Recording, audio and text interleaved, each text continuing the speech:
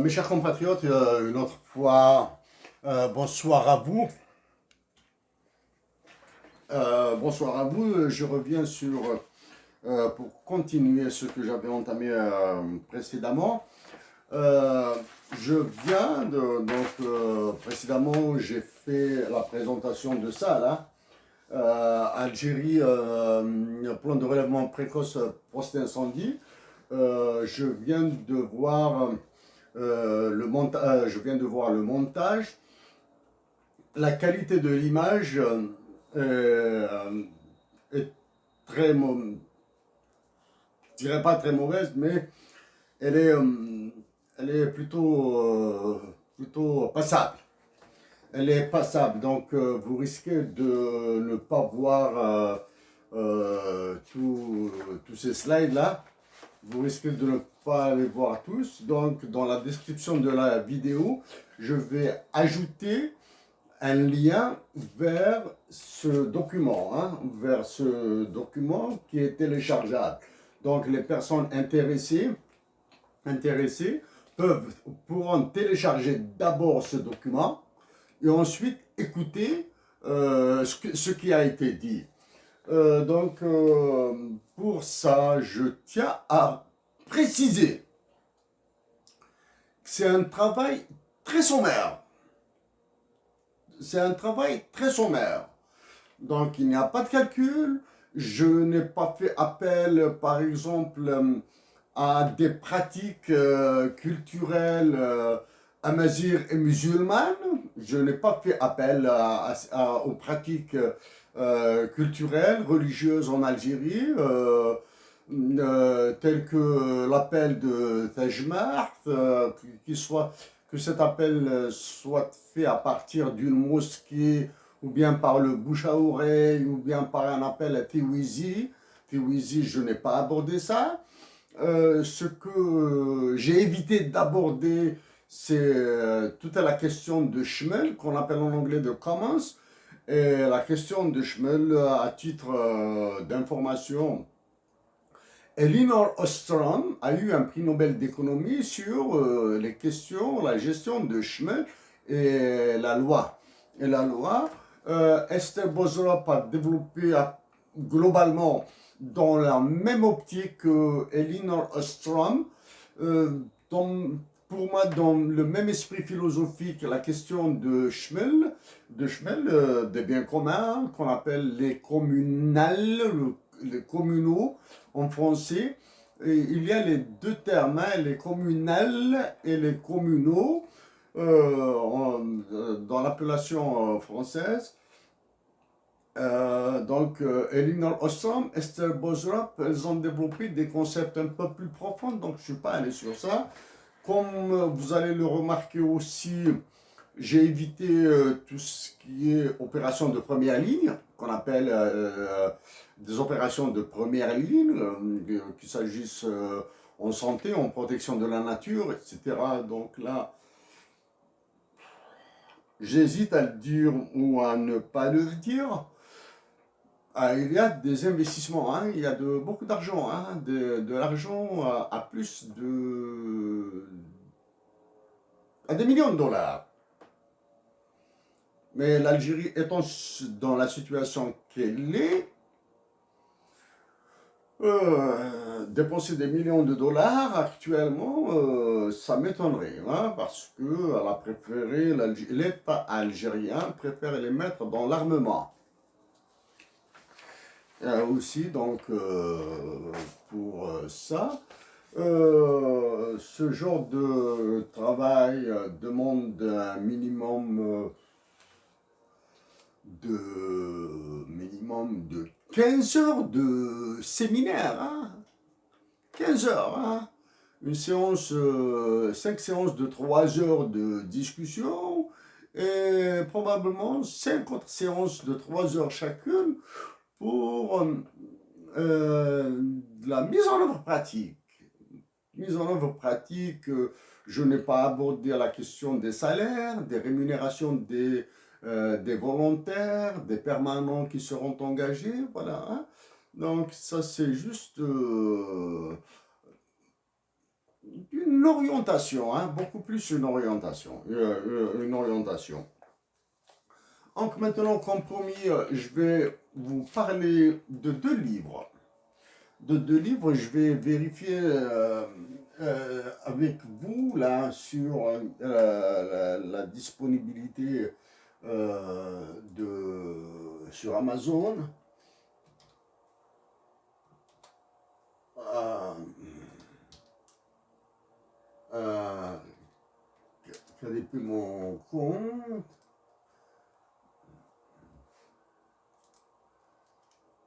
Ce sera rapide, ça sera pour quelques secondes là. À moins que à moins que la connexion me fasse des siennes.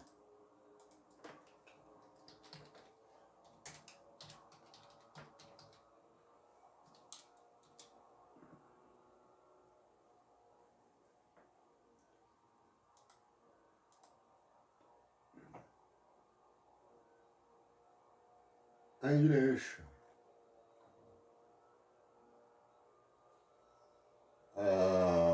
Voilà, ouais. Donc, zut, c'est pas grave. Donc, je ne sais pas si vous les voyez ici. Non, vous ne les voyez pas, donc je préfère plutôt faire ça. Hein. Ils sont là, vous avez the one, the last one, equations and so. Il est live en Kindle, un Kindle e-book, c'est un livre électronique. Il est disponible à la vente en paperback. Bon, version électronique, il coûte 3,99 $, en version papier 7,88 $.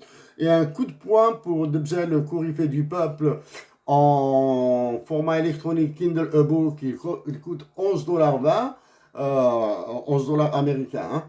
Et en version paperback, il va coûter 23,02 $. Il est en mode publishing, j'ignore pourquoi il tarde ici. Donc, je vais vous parler de ces deux livres. Je vais vous parler de ces deux livres, les voici. Les voici. Je préfère commencer par, bien sûr, le petit livre, ce petit livre-là que j'ai écrit. Bon, la première remarque que vous allez faire, il est très petit. Amsterdam. C'est bizarre. C'est ma première expérience en anglais. D'écriture en anglais d'un livre comme ça. La raison de sa taille est à l'intérieur. Je ne peux pas, du moins, si je peux, mais parler avec le sourire d'un ouvrage que vous avez écrit, ça signifie quelque chose. Il y a des moments, des passages assez douloureux. Le premier, ça j'y tiens. C'est vraiment ça sort du cœur. To Davia, my daughter. Et Davia, ma fille, Yili. Et Tahar Moussaoui, the first and biggest witness. Le premier et plus grand témoin. Tahar Moussaoui. Bon, il y a. C'est un tout petit livret qui a 4 parties. Equations, en français équation. Equilibrium, en français l'équilibre. The broken jar and poetry, la jarre brisée et la poésie. Et Lunas Matoub. Quelques mots sur Lunas Matoub.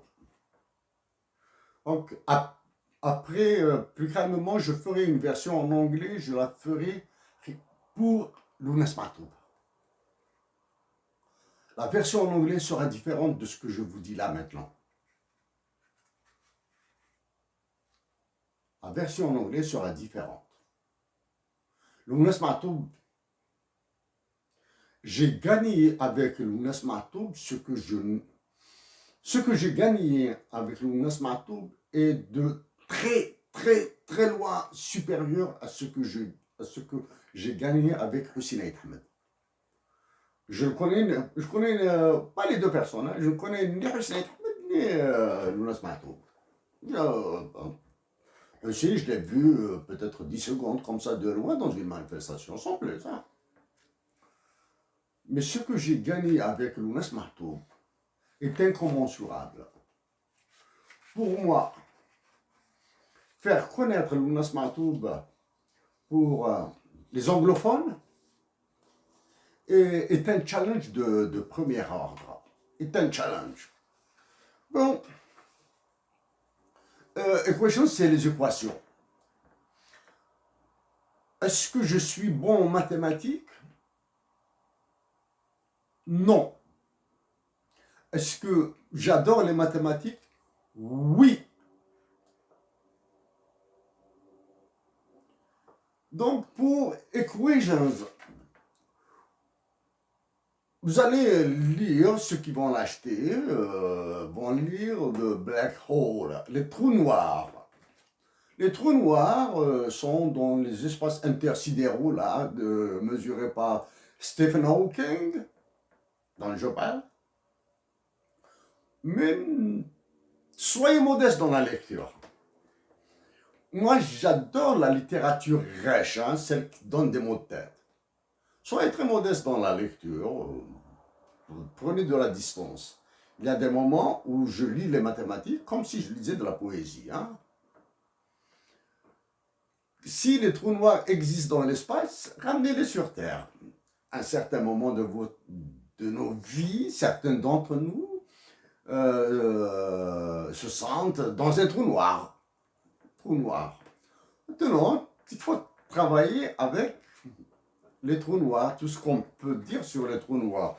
Je ne sais pas, je ne me souviens pas de tout ce que j'ai écrit dedans, mais je vais essayer de lire un passage, du moins une phrase,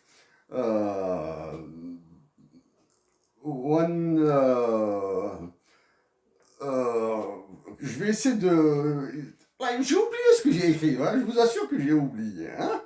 J'ai oublié de ce que j'ai écrit, mais je vais essayer de retrouver une phrase for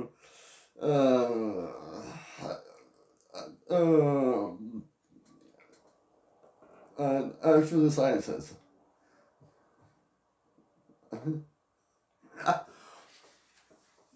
Bon, ça c'est...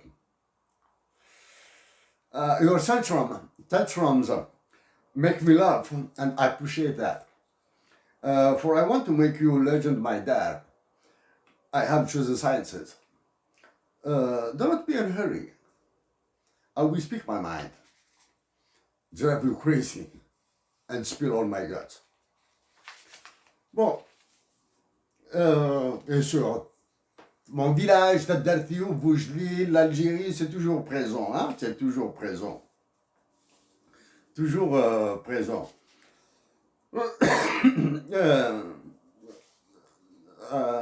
C'est le truc, c'est toujours, hein. Je vais essayer de... Je ne me souviens pas. Ah.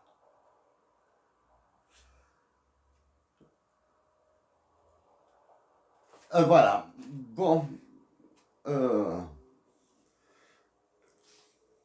C'est...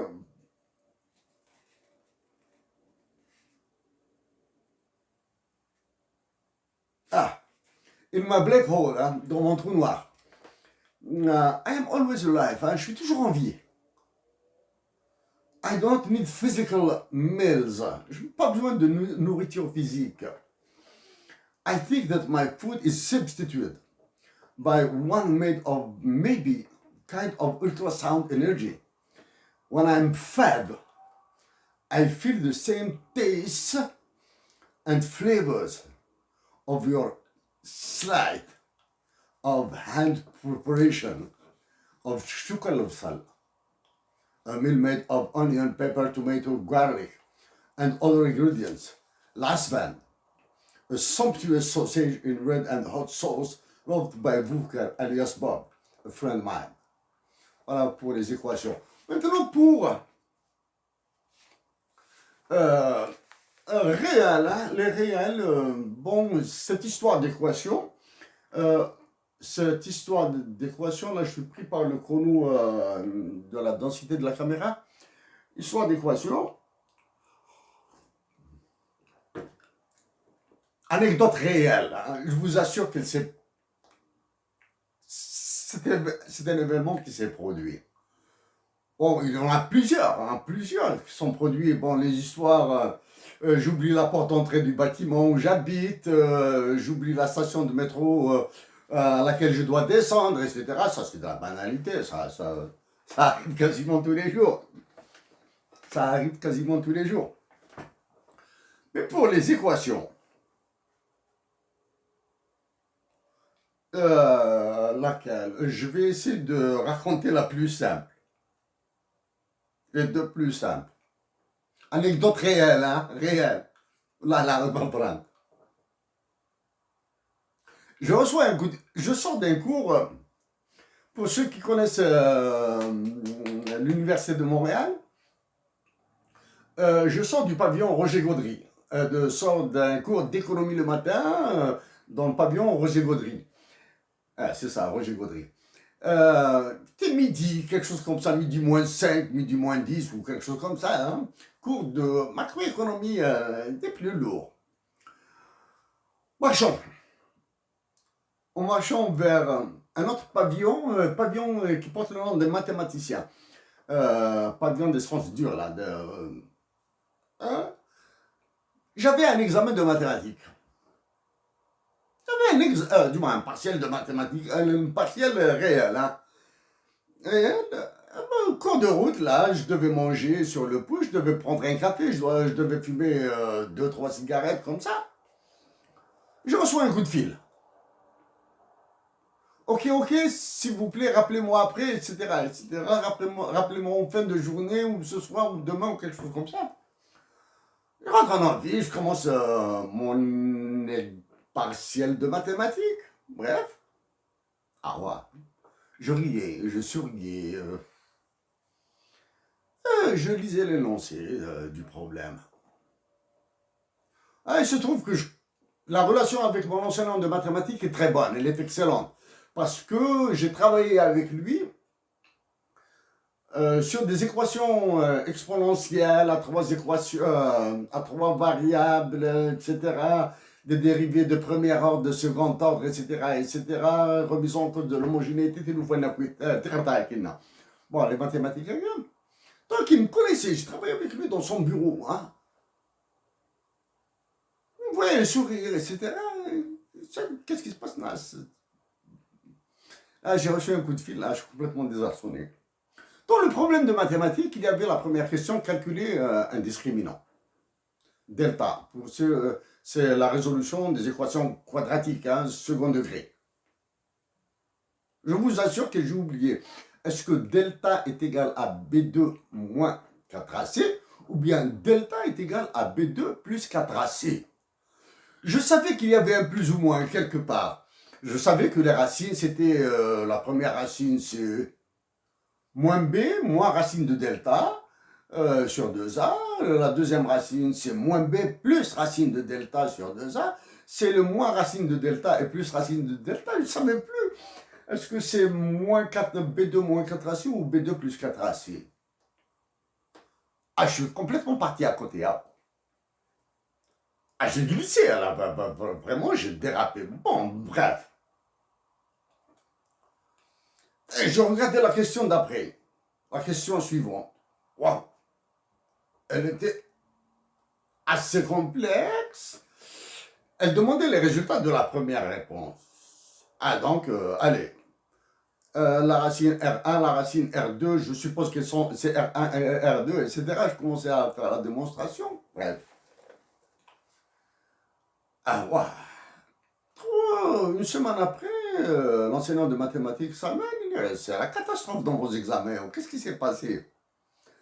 J'ai été sauvé par quoi? Un étudiant a découvert une erreur dans la deuxième question.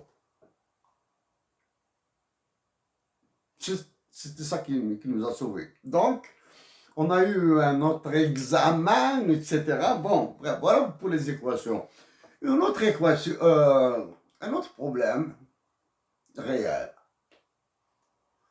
Ça, c'est toujours sur ce livre. Hein? Donc, les équations...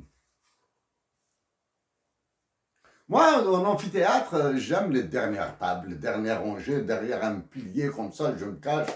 Donc, peinard, j'écoute, je regarde, je suis le prof, je me tais, discret, je ne parle pas, je ne pose pas de questions, rien.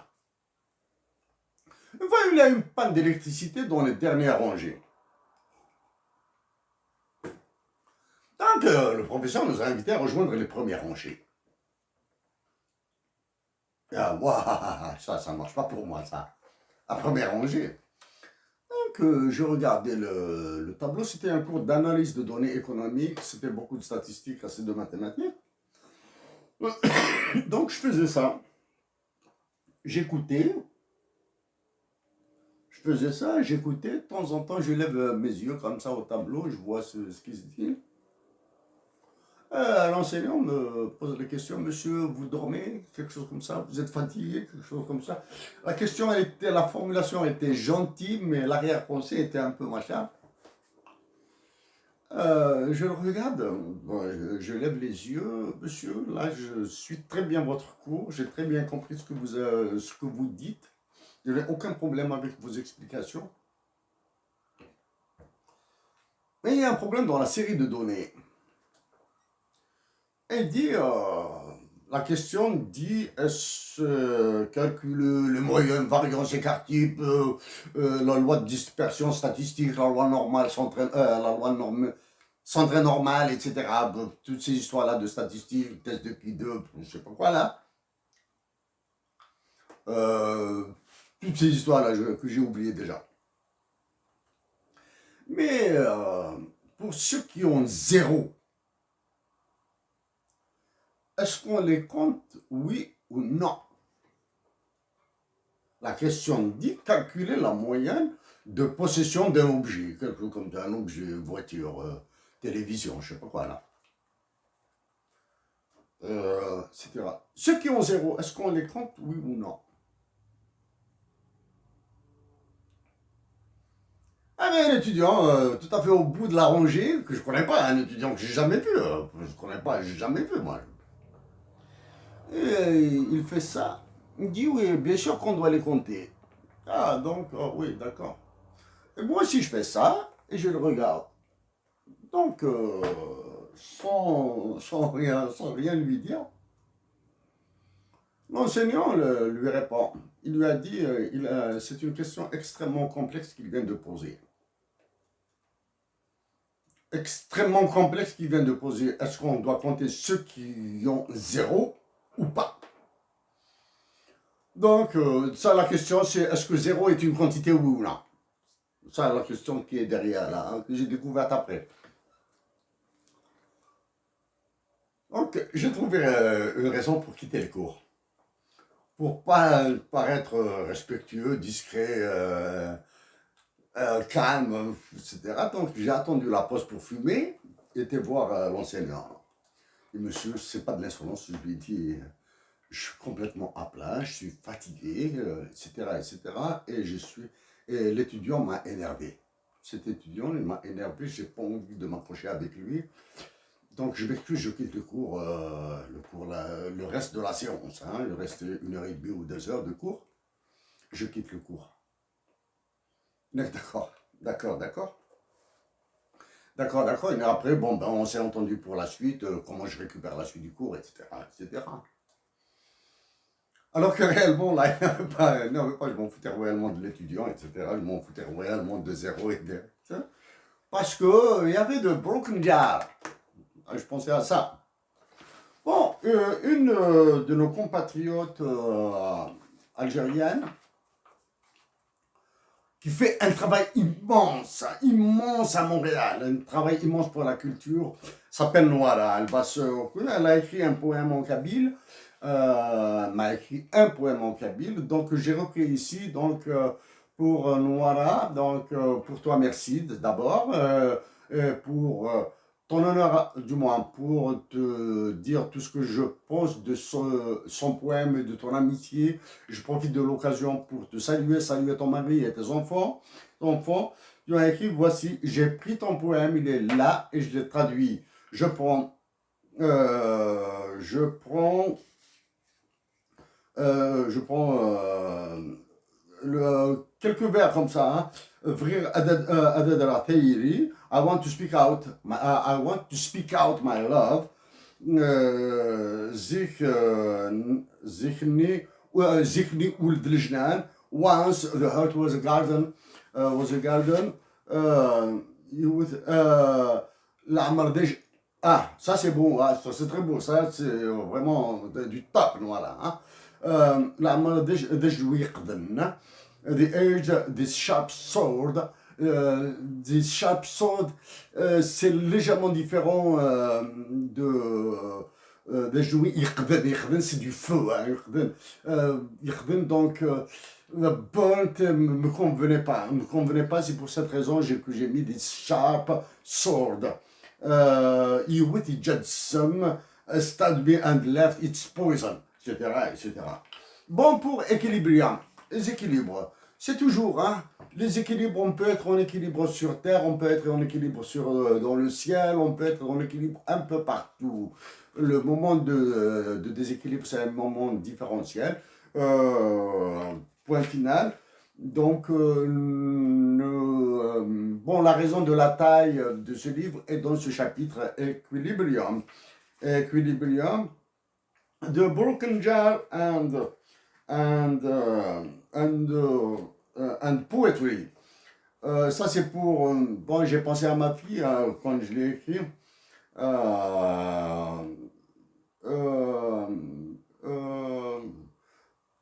C'est de la fiction, hein, je vous assure.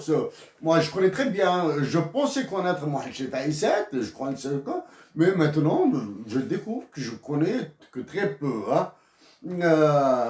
Have you read what my dad wrote on a sheet of paper? No. I think that he is worried by rejection of all the proposals he received. I am able to choose by myself who I will marry. I know with who my household will be well balanced dans l'équilibre.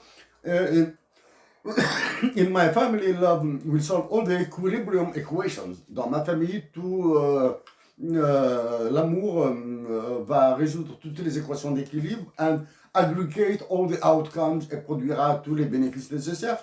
In when broken, my patience will create another. Quand il sera brisé, ma patience. Is it always true for two persons who utter each other love? Together they can be happy or not? Zip it, Dabia. Zip it. C'est. Abia, zip it. C'est. Ferme-la. Bon.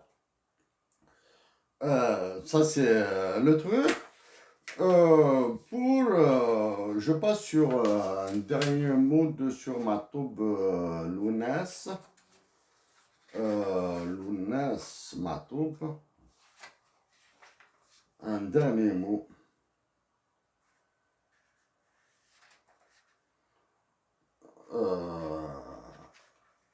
Lunas Matoub, je vais quelque chose. Lunas Matoub, il y a quelque chose. In order to do that in developed countries, Lunas it was kidnapped and secreted. Yeah. Mixed with divine poetry. Lunas Matoub left the earthen dimension, translated in the most word practiced languages. His poems will demonstrate the deepness and steepness of his art.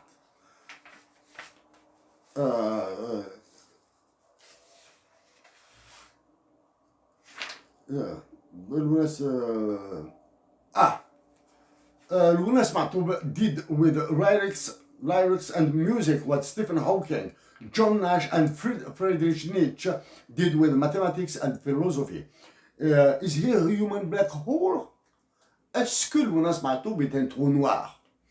If yes, the adjective Lunasian must be added to the humanities thesaurus. Is the universal demiurge and thaumaturge. 1996 was the milestone and breakthrough year in his public social life. It was his reborn year.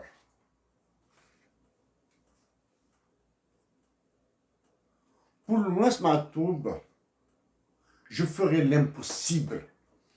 Du moins, je ferai tout ce qui est possible pour qu'il soit connu dans la sphère anglo-saxonne, du moins dans la sphère anglophone.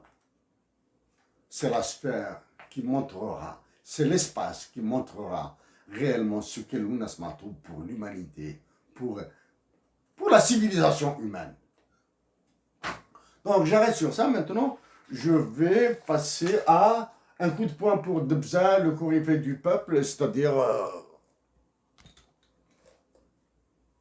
hop, celui-là, hein, qui est là. J'ai une copie ici. Je vais en parler un peu plus sérieusement maintenant, mais avant, je dois fumer, je dois prendre mon café, je dois souffler un petit peu. Je continue pour parler maintenant de ce livre, Debza, le coryphée du peuple. Un coup de poing pour Debza, le coryphée du peuple. La première recommandation, les premiers mots que j'ai à dire sur cet ouvrage, c'est un travail que j'ai réalisé entre 2002 et 2006. Que j'ai tenté de publier en Algérie. C'est assez des détails sur lesquels peut-être je dirais un ou deux mots avant. Et ici, donc, l'opportunité, parler de ce livre est une opportunité pour moi pour parler de la question, rapidement introduire la question de l'amazérité de l'Algérie et de toute l'Algérie. Et ce billet destructeur. L'orientation de l'amazérité de Tamazight et de l'amazérité de l'Algérie uniquement sur la Kabylie, alors que je le dis et je le répète, que l'amazérité de l'Algérie, c'est à travers tout le territoire national. Hein. Actuellement, la conjoncture qui se présente, la guerre Algérie-Mali-Niger, tout ce qui s'annonce là. Donc la majorité de l'Algérie, il faudra la chercher au sud, il faudra la chercher du côté du Mzab, il faudra la chercher du côté des Aurès, il faudra la chercher à l'ouest de l'Algérie, il faut la chercher à l'est, il faut la chercher au centre bien sûr. Donc toutes ces sources qui font, ce sont toutes ces sources qui font que la majorité de l'Algérie est entière, et totale et collective.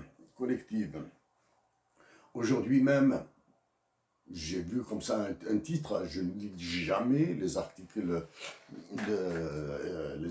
de presse publiés par le journal algérien, juste les titres.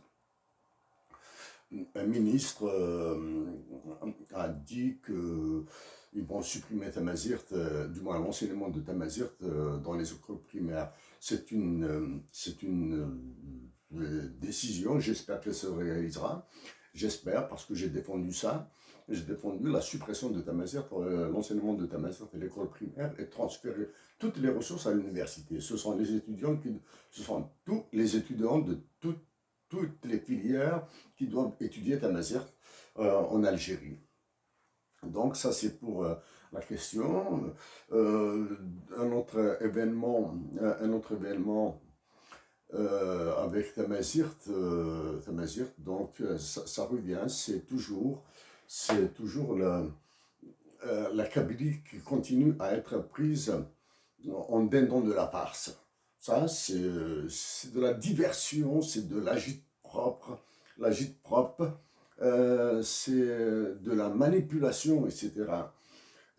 Cet aspect, je me suis engagé à continuer la bataille avec le président de la France, le roi de France et de ses colonies africaines, le président Macron. Je vais en parler. Je vais en parler de cet aspect-là. De cet aspect. L'autre, une information comme ça, rapidement là. Je lis et j'entends, je lis que l'Algérie va ouvrir toutes ses frontières. Ce n'est pas de la débilité. Hein. La décision d'ouverture des frontières de l'Algérie ne relève ni de la folie, ni de la débilité. Elle dit une et une seule chose. Les pressions internationales qui s'exercent sur l'Algérie relèvent de l'assassinat de l'Algérie. Cet assassinat de l'Algérie, pour le résumé, hein, son conducteur numéro 1 est la France. Hein. Le conducteur de l'assassinat de l'Algérie est la France. Il doit l'abattre. Encore une fois, je vais continuer à travailler au niveau international. Si j'ai décidé de continuer avec le roi de France et de ses colonies africaines, le président Macron, la prochaine fois, très bientôt, hein, je vais inclure d'autres présidents encore plus puissants que lui. Encore plus puissants que lui. Donc, la question de Tamazirt, de la majorité de l'Algérie. Maintenant, par solidarité passive, hein, une solidarité paresseuse de ma part. J'ai appris qu'une compatriote algérienne de la région de Tizi Ouzou, membre du Congrès mondial Amazir, a été arrêtée, elle est en détention provisoire ou quelque chose comme ça. C'est encore de la diversion, de l'agitation, etc., qui est véhiculée à travers l'arrestation de cette bonne dame que le temps, que je n'ai pas eu le plaisir, ou l'occasion de rencontrer. Hein, Donc, à cette brave dame d'Algérie, à ma compatriote d'Algérie, je dis toute ma solidarité, mais je lui dis qu'elle est victime, qu'elle était un objet de marchandage. Donc ça, c'est depuis 2014 que j'ai suggéré la dotation de l'Algérie d'un hymne national bilingue, et aucun ne parle. Bon, on passe. Une question très importante.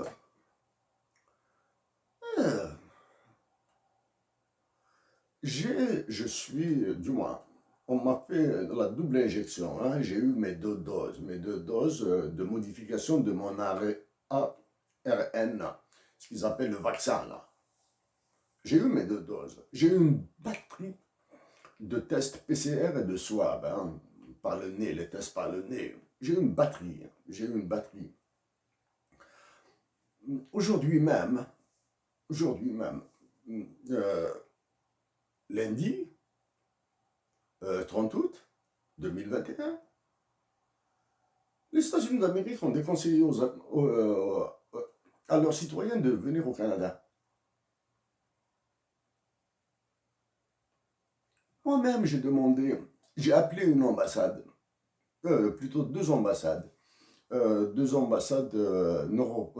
pays nord-européens. J'ai envie de partir dans 2 pays, faire un tour pour 4-5 jours. 4-5 jours, on m'a déconseillé. C'est-à-dire, déconseillé, ça veut dire que le motif du voyage doit être sérieusement motivé. En Algérie, avec tout ce qui se passe, on ouvre les frontières comme ça. Hein? On ouvre les frontières. Donc, sur ce livre de Bzeh, Le Coryphée du peuple, qui est disponible à l'achat sur Amazon en version électronique, première recommandation, ce livre, dont j'ai réalisé un CD qui résume un petit peu tout ce que j'ai fait entre 2002 et 2006. Dans ce CD, il y a les chansons, il y a les œuvres de Bzeh, il y a une pièce de théâtre de Selim Besdira, il y a un petit film très très amateur. Hein. Déjà, personnellement, je trouve que le prix imposé par Amazon est assez élevé. Est assez élevé. Euh, donc le CD n'est pas inclus dans ce livre, mais le lien, le lien est fourni. Hein. Le lien, est, il est là. Le lien est fourni. Ça, c'est un lien vers ce CD qui est hyper compressé. C'est les technologies de l'époque, hyper compressé. Donc, à travers ce lien, vous pouvez télécharger le contenu de ce CD et l'exécuter localement. Bon, probablement qu'il faudra une machine assez solide, moyennement solide, etc., pour accélérer les décompresseurs de vidéo. Voilà. Donc,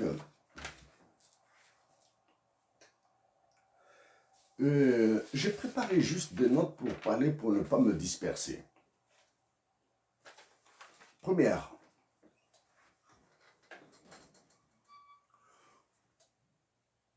avant de revenir sur un événement de 1980. Première, dans ce travail, il y a des journalistes, j'ai fait parler des journalistes.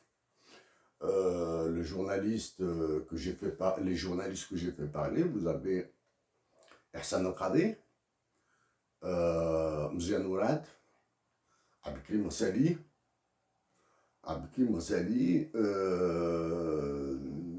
et d'autres.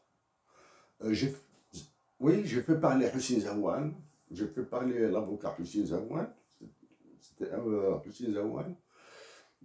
Donc, quand il y a une interview, généralement, je dis juste quelques mots en écrit. Je laisse tel quel. Hein. Je laisse l'interview tel quel.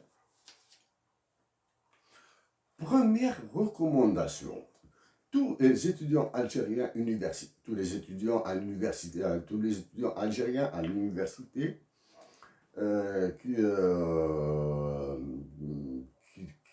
qui doivent réaliser une thèse, un rapport pour sanctionner leurs études,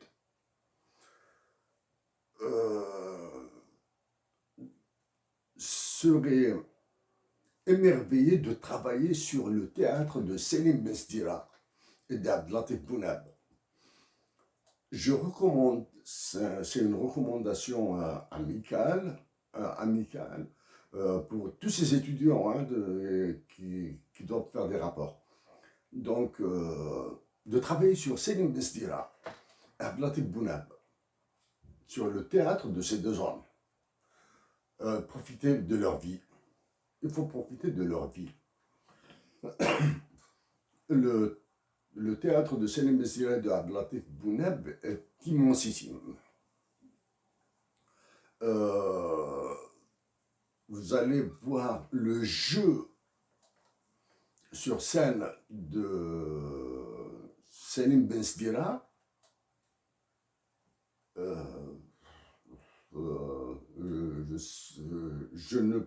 Je vous laisse le soin de le qualifier après. Vous allez voir les textes, les pièces de théâtre écrites par Abdelatif Bounab. C'est quelque chose de très très intéressant à fouiller. Première information, après ce travail, c'est Abdelatif Bounab qui a remis le prix à la famille de Mouhia, qui a sanctionné l'ensemble de son œuvre, l'œuvre de Mouhia en Maroc. C'est Abdelatif Bounab qui a remis le prix à la famille de Mouhia en Algérie. Ça, c'est le côté théâtre. Côté poésie, j'ai retrouvé des travaux faits sur la poésie les textes et la poésie de deux messieurs, là. Mzia Nourad et Abdelkrim Marzali en Italie, dans une université italienne. il y a des détails, si mes souvenirs sont bons, sur ces universités, sur ces textes. Je ne comprends pas l'italien, donc je ne peux pas m'exprimer dessus. Donc, travailler sur la poésie et la littérature, les textes de culture de Mzianourad est une piste à exploiter, est vraiment une piste à exploiter. Pour la poésie, j'ai raté un poème qui s'appelle Fadma de Abdelkrim Ghazali.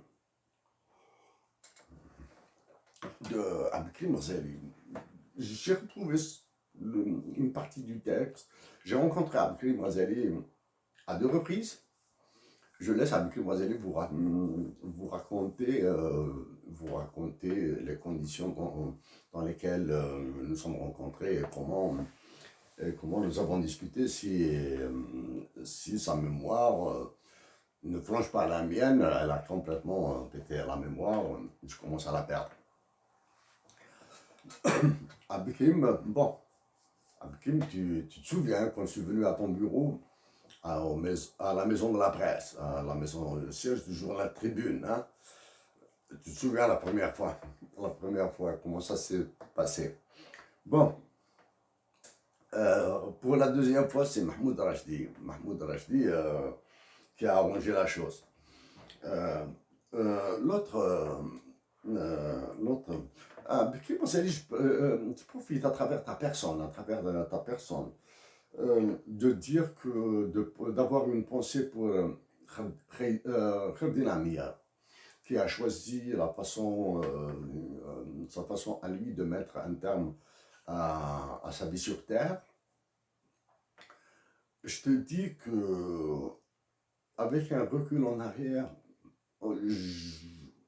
je me souviens avoir lu un texte éditorial ou article ou chronique, quelque chose comme ça, de Kherdin Amia sur Baudelaire, sur les fleurs. Je pense que ce texte doit être refouillé, relu, refouillé, etc., pour essayer de détecter quelque chose dans les volontés de Kherdin Amia. Hein. Je le dis comme ça. Hein. Aussi, j'ai eu le plaisir, je le dis et je le répète, l'un des meilleurs éditoriaux jamais écrits en Algérie est l'œuvre d'Ahmed Qassi, La Bluite, c'était en 2001. La Bluite, voilà pour côté théâtre, Selim Mesdira, Latif Bounheb, côté culture algérienne et poésie, Mzianourad et Abdelkrim Ghazali. De mon côté politique. Avec le recul, nous sommes en 2021.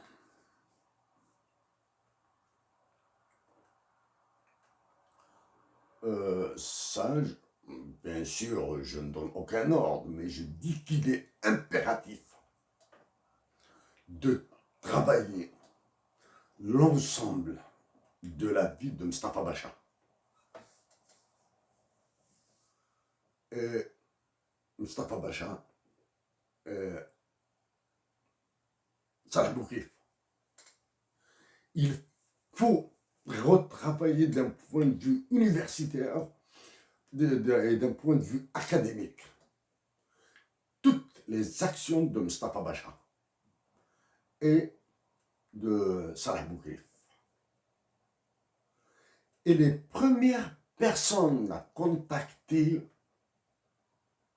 sont des arabophones algériens. Selim Mesdira, Abdelatif Bounheb, et surtout, Mahmoud Rachdi. Ce sont des arabophones. Ces 3 personnes sont, je le dis bien, d'un point de vue politique et engagement politique, ces 3 personnes sont les meilleures pour vous orienter, pour vous canaliser sur les travaux qui doivent être faits Mustafa Bacha et Salah Boukri. Vous aurez, vous aurez bien sûr toute la clientèle qui voudra être interviewée, qui voudra se voir cité dans vos travaux, etc.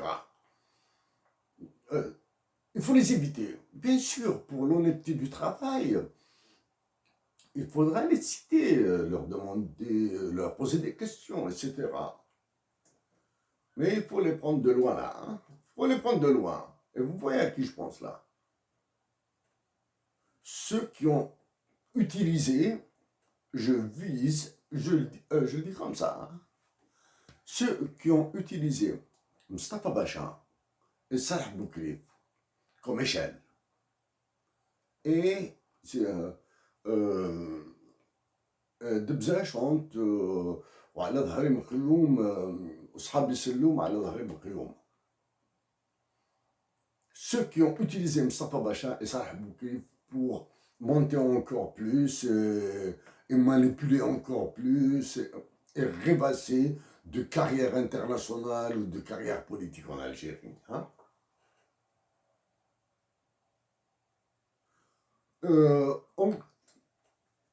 En quoi est intéressant ce livre?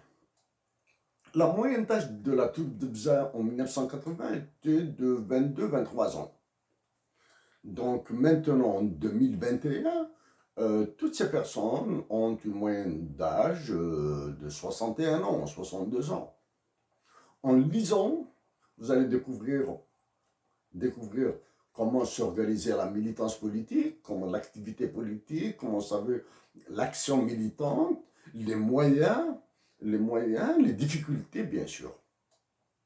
Et vous allez surtout voir ce que ces personnes sont devenues maintenant. Donc avec ce mouvement destructeur en Algérie de manifestation et sa gestion cataclysmique par l'état-major de l'armée et la sécurité militaire algérienne, vous allez voir un petit peu tous ces jeunes, comment est-ce qu'ils pourraient devenir dans 40 ans. Hein, 1980-2021, c'est 41 ans. Maintenant, nous sommes en 2020, donc en 2060, vous allez voir ces jeunes, du moins ces jeunes, ces hommes de 23 ans, 24 ans maintenant, comment est-ce qu'ils vont devenir, hein? La caméra est bourrée là, elle est pleine, donc je dois arrêter, elle sera vidée et je continue. Donc ça c'est pour Abdelkrim Marzali, Salim Abdelkrim Marzali, Mziane Nourad, Salim Bezdira et Abdelatif Bouna, Mustafa Bacha et Salah Boukri. Maintenant je vais essayer de contextualiser un petit peu. Donc entre 2002 et 2006, j'ai travaillé en Algérie sur la troupe de Bza. Ensuite, en 2009, fin 2009, je suis venu au Canada. Je suis rentré en Algérie. Bon, d'ici au Canada, j'ai rencontré Omar Zegan, toutes les personnes qui sont en vie, longue vie, toutes les personnes qui sont décédées, qu'elles soient au paradis, تنجع ربي يرحمها اسني عفو ربي ربي يرحمهم كاع donc voilà pour mes sentiments. Donc j'ai rencontré Omar Zegan, j'ai rencontré Hassan Ziyani, j'ai rencontré Hassan Ferra au Canada, j'ai discuté. Donc ce que m'a été dit par Omar Zegan, j'ai mis un addendum spécial. J'ai mis un addendum. J'ai dit un petit peu ce que m'a dit Omar Zegan. J'ai dit ce que je pouvais dire. Parce qu'avec Omar, nous avons eu des discussions en privé un peu plus détaillées. L'événement majeur L'information majeure que m'a dit Omar et que j'ai décrite, c'est le voyage qu'il a fait à Burj Omar Idriss, dans le sud algérien, quand des compatriotes ont été détenus là-bas. Détenus là-bas. Voilà, il l'a fait avec Ihsan El-Qadi et une autre personne. Et une autre personne, donc Omar. Mais Omar, en off, il m'a parlé un peu plus, hein, il m'a parlé un peu plus. Un peu plus, en particulier de Ardouane Osman, d'Ardouane Osman. Donc voilà pour Omar. Omar et la Dondom. Hassan Ferra, qui vit ici au Canada, donc m'a dit, donné d'autres informations. Bien sûr, Tahar Moussaoui est toujours présent, hein, toujours présent. Ali Hdaden aussi m'a parlé. Ali Hdaden m'a parlé de la troupe de Bza, de certains événements. Bon, les événements qui m'ont été racontés par Ali, globalement, m'ont été racontés en Algérie. Donc voilà. Maintenant, on a mis en contexte. Mis en contexte de ce travail. Ce qui se passe en Algérie, ce qui se passe au Chili actuellement. Au Chili. Actuellement, hein, au Chili. La troupe de Bza a chanté Victor Jara. Victor Jara est un artiste engagé chilien. J'en ai parlé pas mal dans cet ouvrage. J'ai parlé de la chanson Victor Jara, de la troupe de Bza, bien sûr. J'ai retracé un petit peu la vie de Victor Jara. Actuellement, au Chili, il y a une constituante, une assemblée constituante. C'est les membres constituants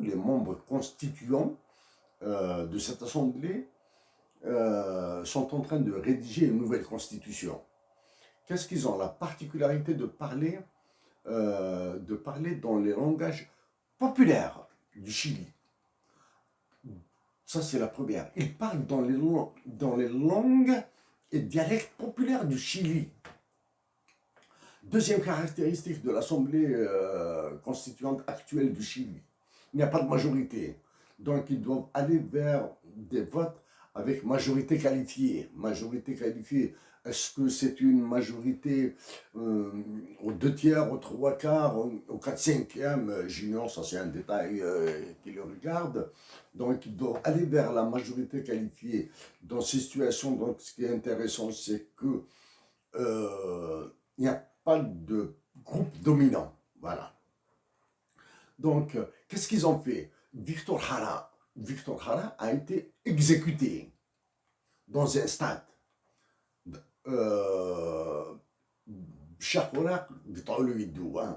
Ils lui ont coupé les mains avec une hache. Qui a fait ça? C'est un militaire. Et la rumeur dit, du moins, certaines informations, c'est pas une rumeur, certaines informations disent que le soldat, que le militaire qui lui a coupé les mains avec une hache dans le stade, était surnommé Kissinger.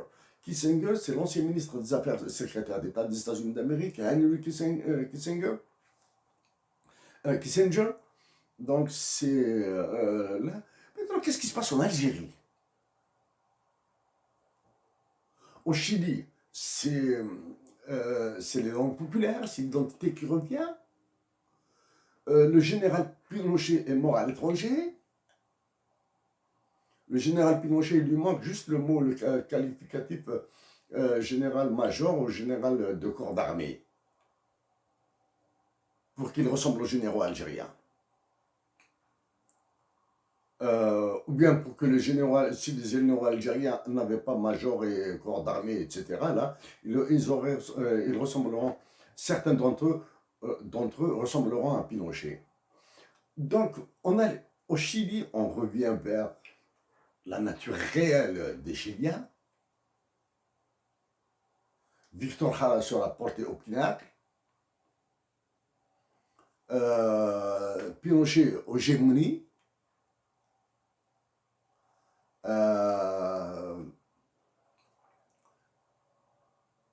l'âme de Victor Jara va être heureuse, sa famille, ses descendants seront fiers, même si le prix a été dur là, exécuter Victor Jara. En Algérie, là maintenant, qu'est-ce qui se passe? Donc ça, c'est Victor Jara, la troupe de Bza, ce qui se passe actuellement au Chili, ce qui se passe actuellement en Algérie. Hein?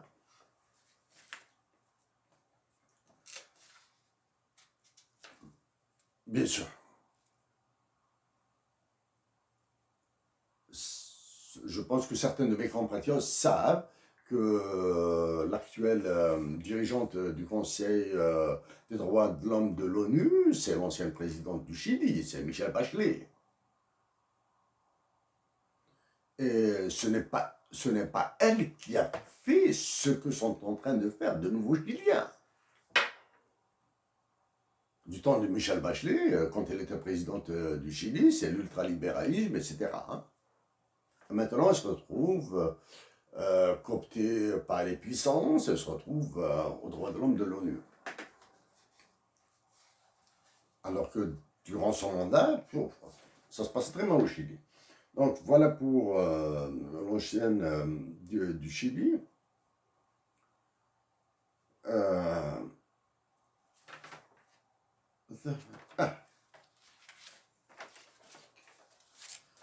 Maintenant, comment est né ce travail? Ce travail que j'ai fait là. L'idée, c'était en 2001, c'est le massacre, c'est le génocide, c'est l'assassinat de masse d'Algériens de Kabylie. Algériens de Kabylie, c'est un cataclysme qui s'est abattu sur l'Algérie à travers la Kabylie.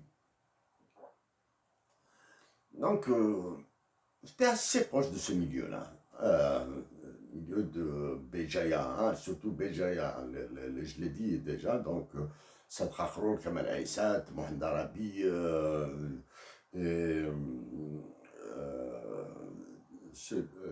donc qu'il m'excuse, Yeux Bleus, celui qui est appelé Yeux Bleus, décédé, deux, c'était des militants d'une bravoure, d'une propreté extraordinaire. Extraordinaire, voilà. Donc j'étais assez proche d'eux. Donc j'ai voulu faire un papier sur la troupe de Bzeb pour essayer d'encastrer tout ça, ce qui se passait en Kabylie. À l'époque, je signais des papiers pour le quotidien d'Oran. Du moins, des papiers, je n'étais pas payé pour le quotidien, par le quotidien d'Oran. Donc c'était comme ça, j'ai rencontré Hassan Khadé. Hassan, donc au lieu d'un papier sûr, etc., nous avons débouché sur ce travail. J'ai rencontré Atlatif Bouna par la suite, etc., Salim Bestir, là. Nous organisions ensuite, j'ai pu organiser des rencontres collectives à Béjaïa, à Terrarant, plus exactement sur la plage.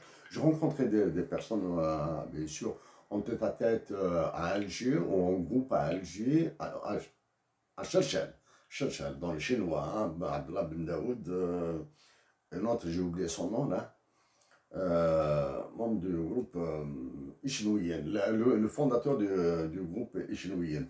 Donc, c'est comme ça, de fil en aiguille, etc. J'ai rencontré toutes ces personnes, toutes les personnes qui ont appartenu à la troupe de Bza, toutes les personnes qui ont, du moins certaines personnes qui ont gravité autour de Bza, des membres de la troupe de Bza, certains. Quand j'ai commencé à aller vers des questions de détail, elles ont freiné, hein, elles ont carrément freiné. Donc voilà comment est né ce travail. Hein. Donc c'est grâce à Hassan Al-Khari. Hein. Hassan Al-Khari. Le gars. Ensuite, le côté vraiment emballement du travail. L'emballement du travail, c'est plus avec Bza Ben Cher. Mohamed Amzian, Bza, nous l'appelons Bza Ben Cher. Ensuite, son frère, Louhab Ben Cher. Ensuite, Rachid Talbi.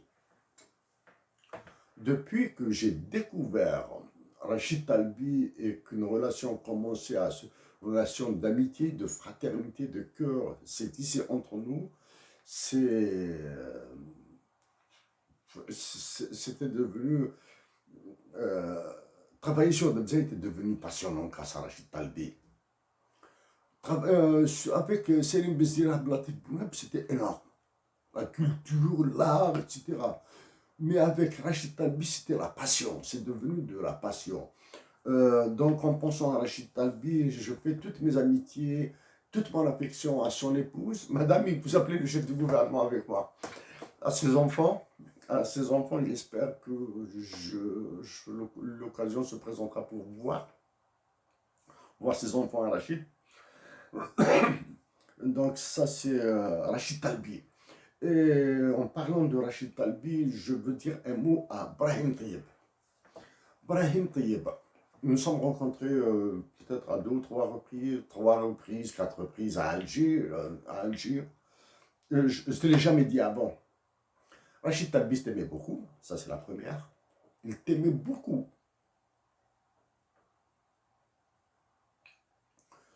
Il aimait ton art, ça je te le dis. Il aimait ton art, ta musique, ta poésie.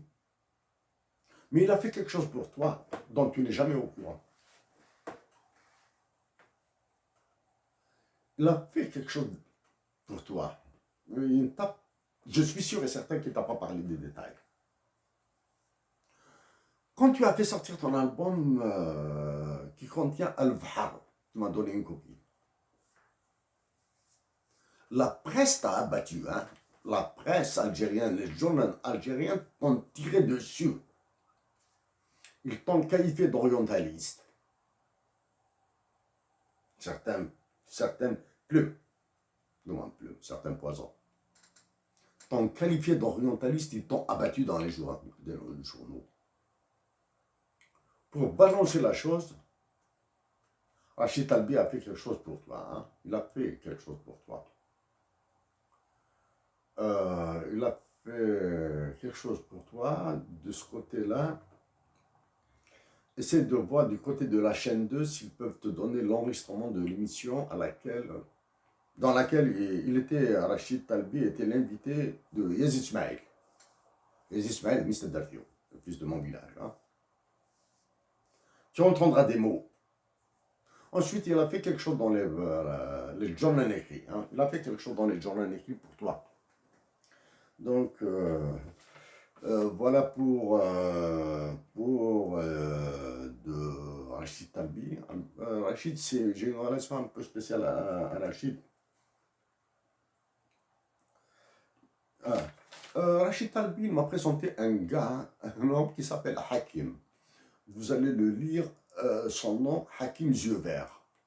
Hakim Yeux Verts, parce que il a des yeux verts, bien sûr. Il a refusé de me donner son nom de famille. Et il a refusé qu'il soit cité par son nom de famille. Et il a refusé d'ailleurs de me donner.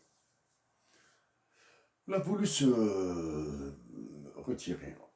Un autre événement.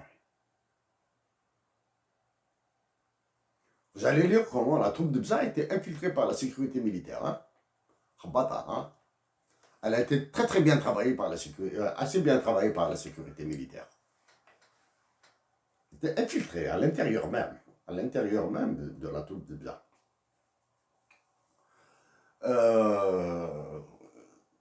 Vous allez voir comment Katb Yassine a aidé la troupe de Bza à en identifier quelques-uns. Katb Yassine qui leur a dit ouais, là c'est la sécurité militaire et ils chantent avec vous là. Du moins, ils faisaient du théâtre où ils chantaient. Vous allez lire qu'un membre de la troupe de Bza est porteur du Saint-Coran. Il est porteur du Saint-Coran, c'est-à-dire Hafiz Tin Hizb. Hafiz Tin Hizb de Bza. Ça c'est bon, la justice en Algérie, vous voyez comment est-ce qu'elle est devenue, comment est-ce qu'elle a été surnommée par les gars de la troupe de Bza, la Capsiès. La Capsiès de Benaknoun, la fac de droit de Benaknoun, l'entrée de Benaknoun. Elle s'appelait la Capsiès Euh, voilà. Euh, donc, Victor Hara, j'en ai parlé. Euh, Victor, donc, vous allez dans la vidéo, dans le CD qui accompagne ce travail, que vous pouvez télécharger librement. Vous allez entendre et voir Ihsan El-Qadi me parler de l'assassinat de Kamal Amzal et comment a été reconnu le corps de Kamal Amzal, la reconnaissance du corps de Kamal Amzal à Bertraria.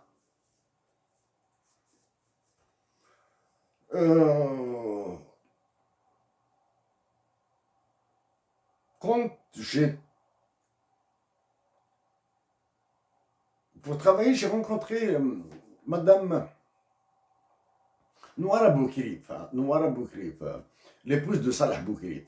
J'ai rencontré Madame Noara Boukrif, docteur, bonjour, mes amitiés à vous, à vos enfants.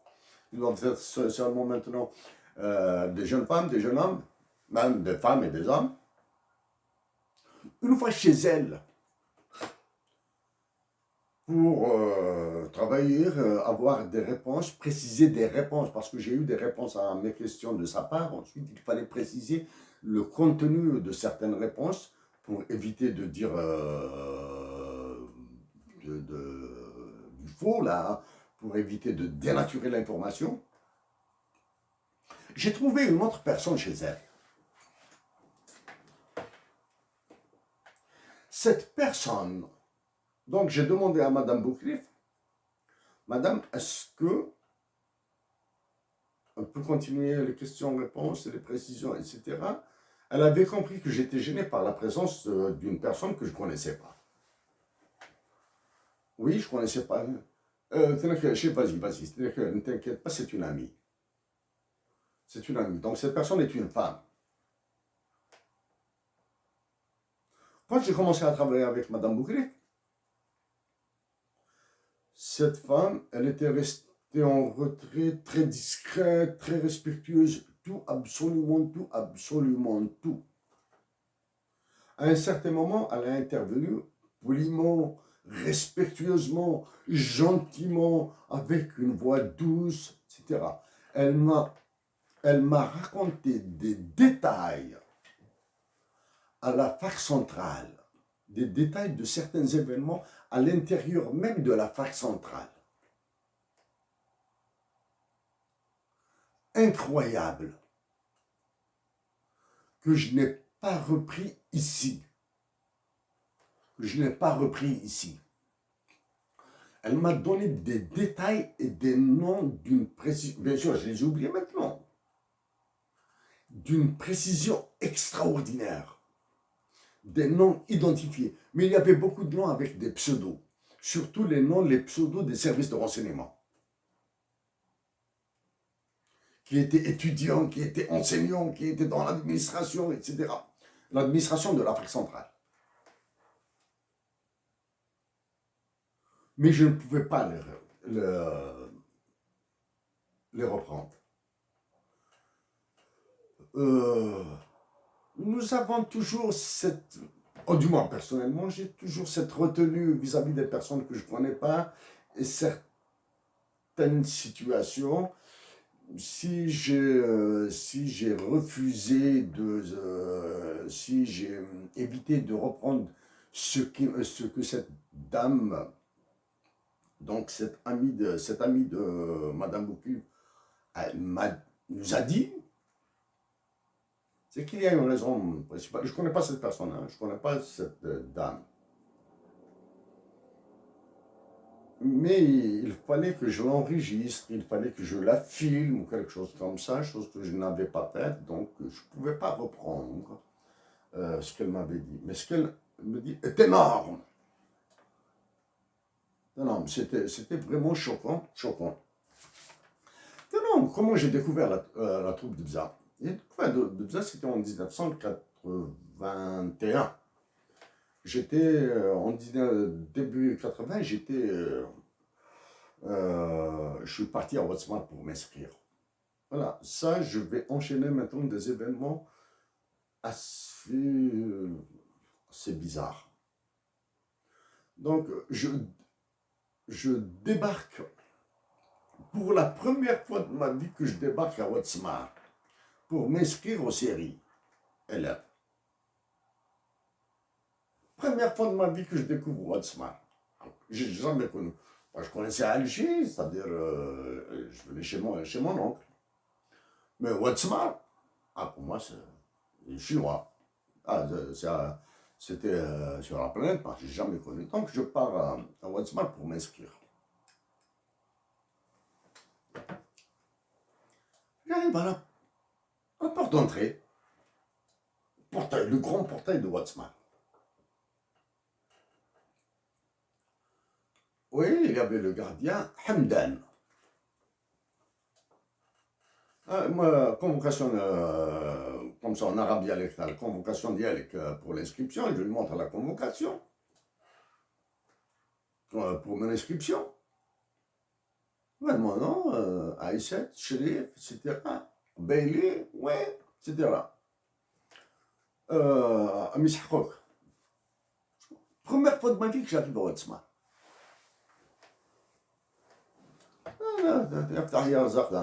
Je viens de débarquer à Watsma pour la première fois de ma vie. Ils ont besoin de moi. Alors, donc, après le portail du série, il y a quelque chose qu'on appelle une surveillance générale. Hein, c'est-à-dire, il y avait les surveillants qui géraient le va-et-vient des études des élèves. Nous, on avait le statut d'élève, on n'avait pas le statut d'étudiant. J'y vais là-bas, voilà, je commençais déjà à m'énerver intérieurement. Hein. C'est la première fois de ma vie que je vais un soir à Watsmar et je suis déjà convoqué. Oui, carte d'identité, quelque chose comme ça. Convocation, oui. Alors, le secrétaire général vous attend. Le secrétaire général du série m'attend, vous attend. Qu'est-ce que c'est que ça là ça? Où est le secrétaire général, où est l'administration? Je connais rien. Donc, j'arrête pour 2 minutes de fumer, je vais fumer, je vais continuer avec mon café. Là, je vous reviens, parce que là, c'est un enchaînement d'événements. Donc, je continue sur l'histoire de Watsmar. Donc, à l'époque, le centre d'études et de recherche en informatique Watsmar, le CERI, était dirigé par 2 hommes d'exception, deux hommes d'une autre planète. Le directeur général s'appelait Lounis ou Lounès Bourras. Et le secrétaire général s'appelait Abdelhamid Louni. Donc, à M. Bourras et à M. Louni, si vous êtes de ce monde, que Dieu vous prête longue vie. Si vous êtes dans un autre monde, je préfère vous dire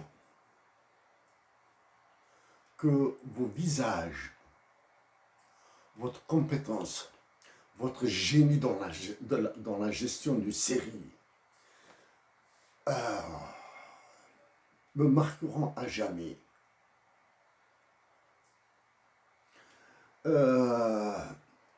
Lounas Bourras, par la suite, j'ai eu l'occasion de le rencontrer à l'aéroport d'Alger.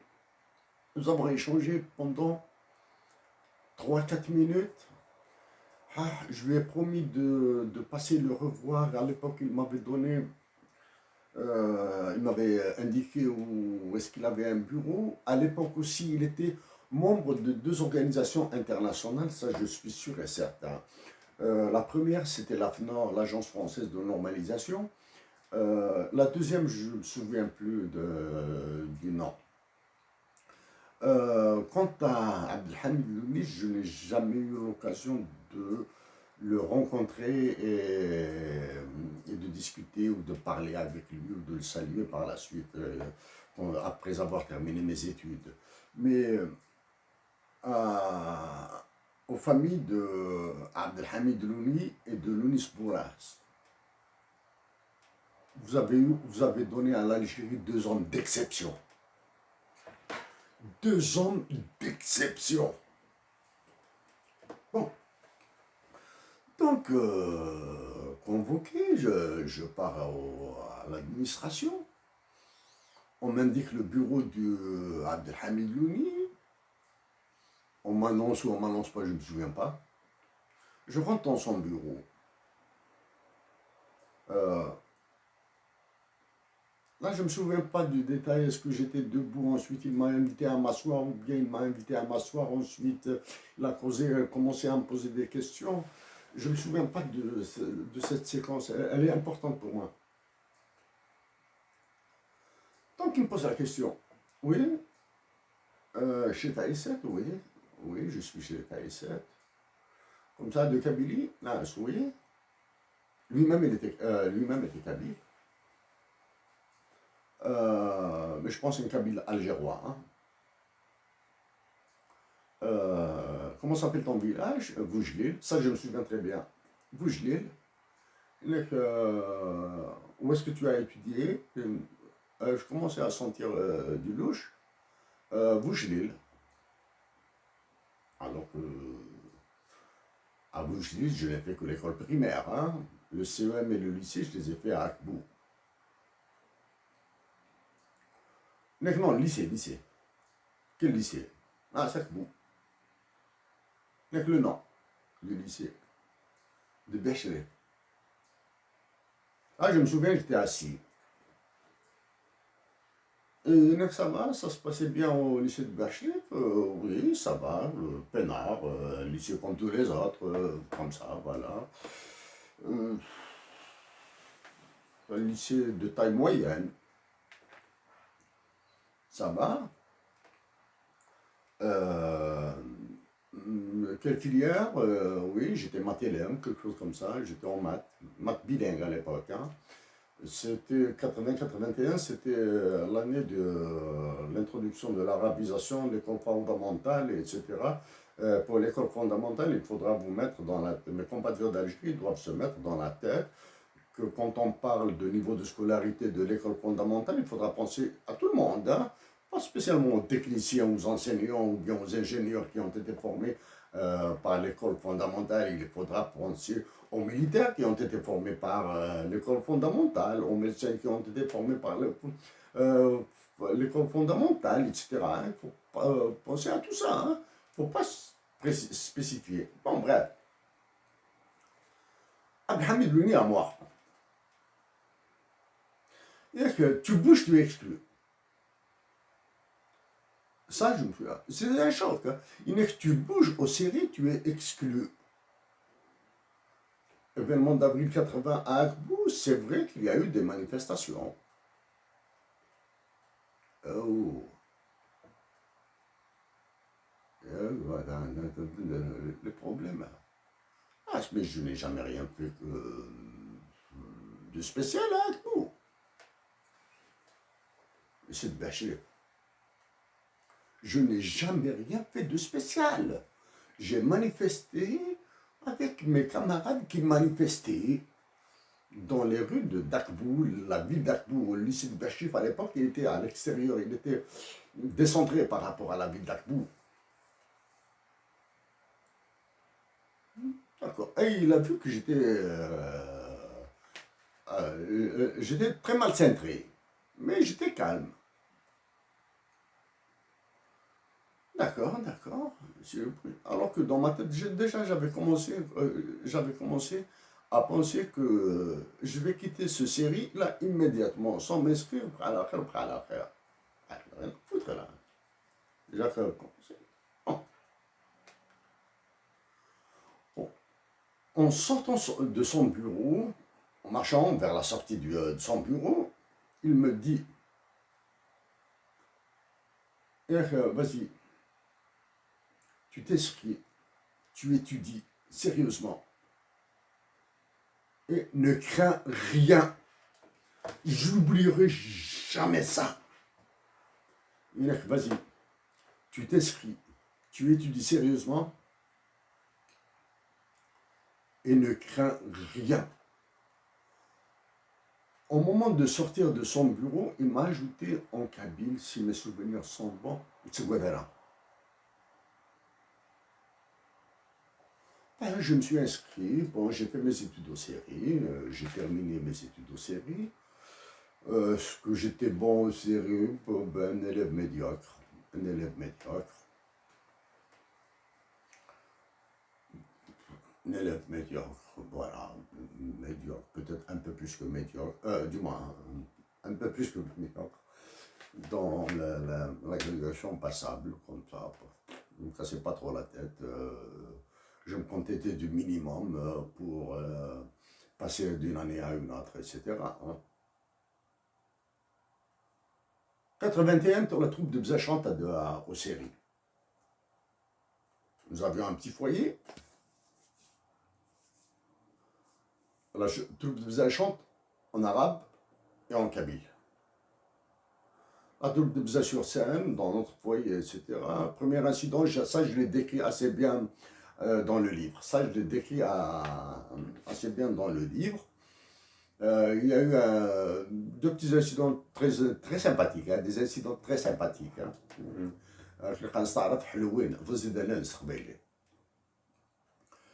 Surtout l'incident avec Zahir Aljou, le guitariste. Wow. Bon. C'était une manifestation de 81 à Alger et à Bougie.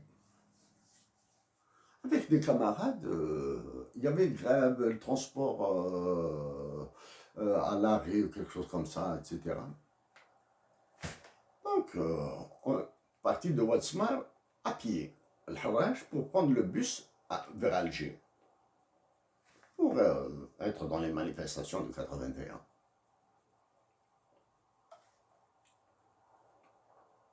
Au niveau de Beaulieu, Beaulieu, c'est un petit quartier là, entre Ouatzmar et al Harrach, le quartier des casernes. Nous étions un groupe, c'était un petit peu idiot là, nous étions peut-être une dizaine. Là, des militaires nous ont arrêtés. Où est-ce que vous allez? Al Harrach. On a commencé à mentir. D'où est-ce que vous venez? Ouatzmar. Qu'est-ce que vous faites à Ouatzmar? Nous sommes des élèves. Nous نقرأ Ouatzmar, nous نقرأ Ouatzmar, etc. Le sérieux Ouatzmar. وغلط. Bon, ils nous ont pas laissé. Il y a eu des événements à Polytechnique Al Harrach. Le jour même, il y a eu de la violence, de la bagarre à Polytechnique Al Harrach. Le série, donc nous sommes repartis à Ouatzmar pour essayer de trouver un truc là. Le soir même, il y a eu des événements de la violence Chakora, à la Hacha, sérieusement, à Babzouar, à l'université de Babzouar. Le série est en face de Babzouar. Donc, une parenthèse, le DG du série, Lounas Bourras, nous a tenu une réunion avec les étudiants, une assemblée avec les étudiants, les élèves en première année. Il nous a dit, vous savez, le série c'est une école de performance, ou d'excellence, quelque chose comme ça. Ceux qui veulent s'amuser n'ont qu'à aller en face. En face, c'était Babzouar. Donc, aller faire informatique à Babzouar. Ça, c'était quelque chose comme ça. Hein. Ça a duré 5 minutes, avec Lounas Bourras. Et de violence. Bref. Donc, ça, c'était Ouatzmar, les événements de 80-81, de Bercherif, etc. On travaillait sur la troupe de Bza. Moi, j'ai été. Bien sûr, les événements de Bza, les événements de 80-81 tels que vécus par Bza sont décrits intégralement dans le livre. Nous travaillons à Bougie sur la troupe de Bza avec des membres de la troupe de Bza. Je rentre chez moi à Bougelil. Généralement, je fais un crochet généralement, quand je suis fatigué, parce que c'est des séances de travail de week-end, la nuit, etc. Avec Selim Bezdira, avec Titif, avec Rachid, avec Mounia Meddour. Saïd Hayoun, Rachid, docteur Rachid, طبيب, la guitare, يدير groove, بسعي. Voilà. C'était des séances marathon. Et donc, pour rentrer à Boujdil, avant de repartir sur Alger, je passe par le Wahab Belchir, à Sidour. Je pense chez lui. Donc, le Wahab, son épouse, les enfants, mes amitiés à vous, et je pense à vous. Et toute mon affection. Surtout un garçon, maintenant, les Iberk doivent être des hommes. Hein. Mazir, on s'appelle Mazir. Désolé, j'ai oublié le prénom de l'autre. Et les deux sympathiques jeunes filles de Bza. De Louhab. Louhab, là, c'est Louhab. Allons-y, on va prendre un café à l'extérieur. À l'extérieur, à Sidour, dans l'un des cafés de la place du village de Sidour. On y va, là, on va ramener Ali Ayesha. Ali Ayesha, c'est lui qui a quasiment tout filmé de tout ce que vous allez voir. Ali Ayesha, c'est un ancien reporter de la presse, ensuite il s'est installé à son compte, donc c'est lui qui a filmé tout ce que nous avons fait avec la troupe de Bza, à Vgaïet, un peu à Boujlil, beaucoup à Terrant sur la côte, à Béjaïa. Donc, Ali Ayesha, pour qu'il prenne un café avec nous. On s'installe à l'extérieur du café, deux cafés, une cigarette. Ali Ayesha allait et venait vers son studio photo. Il y avait un camarade de lycée de Bacharif qui vient qu'on voit de ce dehors. Louhab l'appelle. Il se joint à notre table. Comment il s'appelle? J'ai oublié, je suis désolé, j'ai oublié le prénom. Salah, quelque chose comme ça. Salah, il se joint, il était enseignant dans le lycée de Sidour ou le CEM de Sidour. Je Salah, ça va, la famille, ceci, cela, etc. Bon, quelques petits souvenirs du lycée, etc. Je me pose la question. Salah, quel était l'agitateur numéro 1, quels étaient les meneurs en 80 dans le lycée de Bacharif? Qui étaient les meneurs? Des manifestations, etc.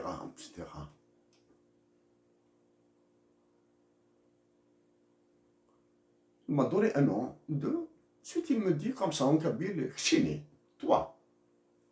Quoi? Ça, c'est en 2004, 2005, hein, c'est-à-dire 25 ans après. Ah, moi, j'étais meneur. J'étais agitateur. J'étais meneur. Et bien sûr que tu étais meneur. Ah, je tombais des nues. Instant que vous me suivez. C'était de la folie.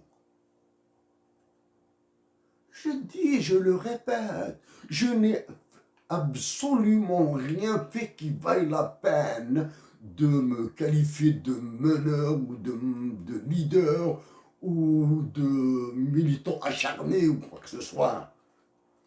J'ai manifesté avec mes camarades qui ont manifesté, point barre. Je ne suis pas resté chez moi, du moins je ne suis pas resté au lycée ou bien resté à Boujlil absent ou quelque chose comme ça. J'ai manifesté avec mes camarades qui manifestaient en ville d'Akbou. C'est tout ce que j'ai fait. C'est vrai que je parlais un peu comme ça, etc. Je parlais au même titre que les autres. Donc, voici l'enchaînement. Hein, le série, les événements de 80, de Bza. Un autre événement maintenant. Je pense que je ne suis pas sûr. J'ai travaillé, donc c'était à Alger. À Alger, je ne voyais que Titif. Titif, c'est Latif Boulin. Je voyais Titif, Rachid Talbi, Mahmoud Rachdi, Marzouk Hamian, je le voyais assez souvent. à Alger Centre. Mais je pense que c'est plutôt avec Titif. Donc pour un café, ça y est, disons que j'avais terminé mon travail sur la tout ça, c'était en 2004-2005. Avec Titif, un café, on blaguait, etc. Une troisième personne se joignait à nous. Titif lui a dit, bon, Inès, bon, avec toute la décontraction, la dérision, la finesse, l'art de Titif, Inès, voilà, c'est Chérif, Inès, bon, ben, Inès, il a fait remonter tout, hein, il a fait remonter notre jeunesse de 80, 81, 92, je sais pas quoi, etc. Qui connaît Nrani, qui connaît Chatrou, qui connaît ceci, cela, et cela, et cela, et cela. Bon, pour Abdelatif Bounabeyet, maintenant.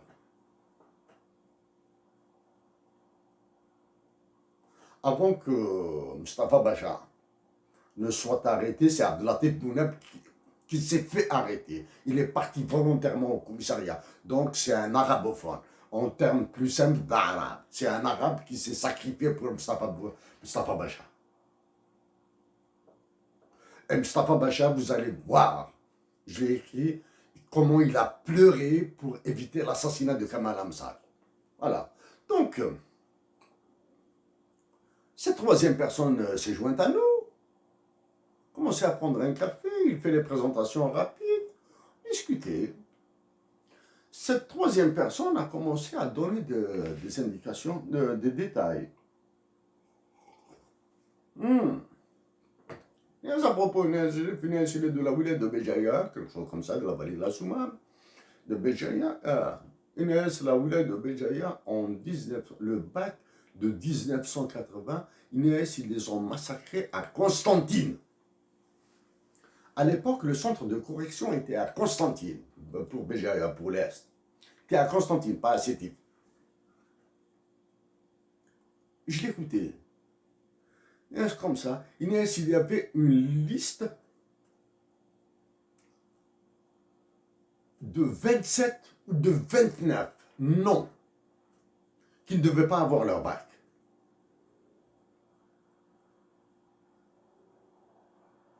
En 1980, le bac a eu 2 sessions à cause de la Kabylie.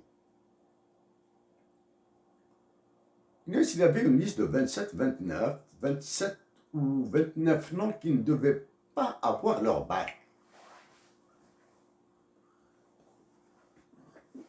Donc, les enseignants ont corrigé les épreuves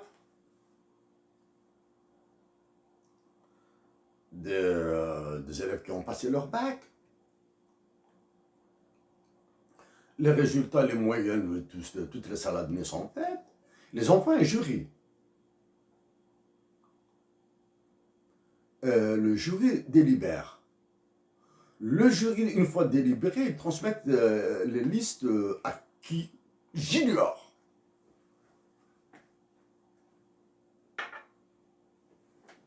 J'écoute ce bonhomme. Je l'écoute. Du moins, cette personne, je m'excuse pour le mot bonhomme. Je l'écoute. Wow. Il y avait quelque chose. Ça commençait à se mettre en place. Oui, à l'époque, en 1980, je ne voyais absolument rien. En 1980, j'avais un cousin, Dada Hamid Ahmardi. Il avait dit une chose, ça je le savais parce que mon père me l'a dit. Dada Hamid avait dit à mon père, à des cousins, etc., dites Mohamed Sherif, de rester tranquille. C'est ces histoires-là de je dois rester tranquille. Je n'ai rien fait. Bref. Mais dans la famille, le respect, la considération, etc. Donc, Dada Hamid était à Béjaïa, habitait Béjaïa, il travaillait à l'académie de Béjaïa. Moi, j'étais à Alger, du moins à Akbou, ensuite à Alger. Je voyais une fois tous les 3 ans ou 4 ans Dada Hamid. Dada Hamid. Donc, mis à part مساء الخير الدا Hamid, Aslam الدا Hamid, صباح الخير الدا Hamid, ou bien quand ils m'envoyaient lui acheter du tabac ou quelque chose comme ça. Rien d'autre entre moi et Da Hamid. Avec ses enfants, oui, mais entre moi et Da Hamid, rien du tout. Ça remonte, ça remonte. Ensuite, le temps faisant, j'ai découvert ça. Donc, j'ai sur l'incident, sur l'information 27 ou 29 noms de Kabylie, de la wilaya de Béjaïa, est-ce qu'ils sont concentrés uniquement sur le lycée de Bercherif? Je ne sais pas. Est-ce que d'autres lycées de Sidi Aïch, non, il n'y avait pas de lycée à l'époque à Sidi Aïch, de Béjaïa étaient concernés, je ne sais pas. À Sidouk, il n'y avait pas de lycée. À Erelali, il n'y avait pas de lycée. À Tazmalt, il n'y avait pas de lycée. J'ignore. J'ai vu le soir, donc quand le monsieur a donné cette information, le soir même, j'ai vu Hassan El-Khadi. Quand je dis j'ai vu Hassan El-Khadi, généralement c'est chez lui, hein, dans sa maison, à Souidania. Hassan, voilà ce qui s'est passé, voilà ce qu'a dit un monsieur sur le lycée, sur les événements de 80 en Kabylie, l'une des conséquences cachées des événements du lycée. Avec Arsène, on va faire une enquête, on va chercher des tuyaux, des relations, etc. pour éventuellement identifier qui a donné l'ordre de faire échouer cette liste de bonhommes, quels sont les élèves qui sont dans cette liste, pourquoi, etc. Donc voici un petit peu le lien de Bza, etc. et le massacre des élèves de la vallée de la Soumam. De la vallée de la Soumam, dans les examens du bac en 1980. Donc voilà, donc tout ça c'est un franchement. Ensuite, bien sûr, je reviens quelques mots de Da Hamid qui a l'arbitre Rahma au paradis. Après ça, Da Hamid m'a une fois en 2000, à partir de 2000, 2004, 2005, non, à partir de même de 2000, hein, la relation avec Da Hamid était devenue, entre moi et Da Hamid, était devenue merveilleuse.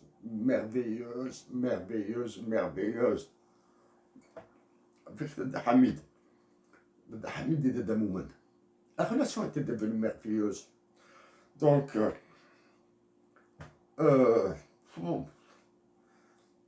Ben Malika, donc je pense à Da Hamid. Ben, il n'est que Da Hamid m'a dit, gentiment bien sûr, hein, il n'est que ça commence, il n'est que ça s'est calmé, ça va, maintenant ça va, etc. Il n'est qu'on m'en parle comme ça d'une manière très floue sur les événements de 80, dans les lycées de Béjaïa, de la wilaya de Béjaïa bien sûr, etc. Mais sans aller dans le détail, là, c'est Da Hamid, j'ai compris, mais je t'assure à Da Hamid que je n'ai rien fait qui vaille la peine d'être mentionné ou pour que je sois sanctionné ou quelque chose comme ça. Mais il était question de prison, de détention, mais c'est pas grave, ça c'est des futilités, je pense que c'est beaucoup plus de la décoration des événements, je sais pas moi, etc. Pour les événements de 80, manifestation de 1980 à Akbou, est-ce que nous avons été manipulés? Je pense que oui. Je pense que oui, nous avons été manipulés par des personnes que je ne connais pas, qui tournaient autour de nous.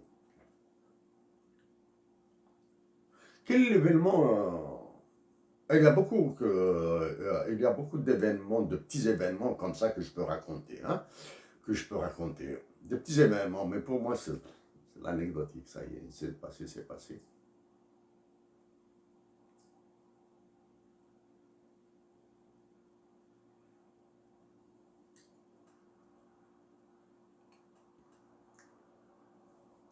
Ce qui est passé est passé. Mais un événement assez important que deux événements. Quand nous avions fait grève au lycée de Bercherif, nous quittions le lycée le soir nous installions à côté, dans l'annexe. Mais nous installions dans le champ, sous des oliviers, etc. Il faisait un peu froid. Un peu froid, donc on avait des doudounes. Yazid m'a donné, Yazid Balouche, docteur Yazid Balouche, c'est lui qui m'a donné la doudoune. Bon. Et à ton âme, Yazid.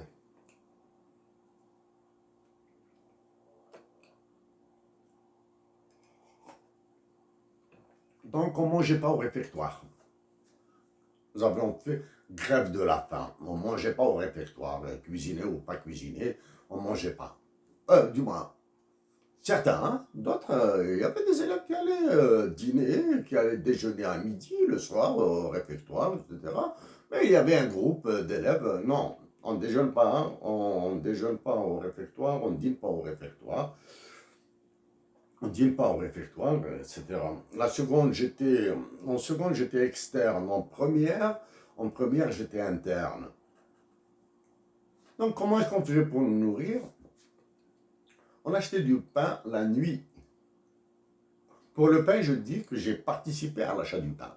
Il y avait d'autres camarades avec moi, bien sûr, mais j'ai participé à l'achat du pain. Qui nous vendait du pain la nuit? C'est M. Akouche. M. Akouche, ما نزل في الدار كيف كربي الخير ما تروح أندر نروح الكويت كي رحم ربي On donnait du pain la nuit dans des sacs. On ramenait dans des sacs là du pain. On achetait encore du chocolat et du fromage. On achetait encore. Donc nous nous cotisions. J'ai fait partie des personnes qui ramenaient du pain de Arafou, la boulangerie Arafou, peut-être à 1,5 km du lycée, la nuit. Comment est-ce qu'on a pu avoir... Arafou, à l'époque, était désertique. Hein. Comment est-ce qu'on a pu avoir ce pain? C'est grâce à sa fille, Mademoiselle Akouche. Je ne me souviens pas de son prénom. Ça doit être Mademoiselle Akouche Nadia. À l'époque, camarade du lycée. Une jeune fille, à l'époque, une camarade de lycée. Je jure devant Dieu que c'était la lycéenne la plus respectable que j'ai jamais connue.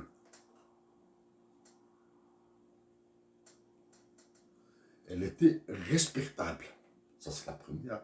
Elle était respectée. Mademoiselle Akouche, madame maintenant, probablement. C'est avec un immense plaisir que je dis ces mots. Je ne vous ai jamais vu depuis. Et au lycée, nous ne nous sommes jamais parlé. Vous étiez littéraire, je ne sais pas, moi, j'étais matélien. Et nous n'étions pas dans la même promotion. La même promotion, du moins. Moi, j'étais en première, vous étiez en terminale, ou l'inverse, ou quelque chose comme ça.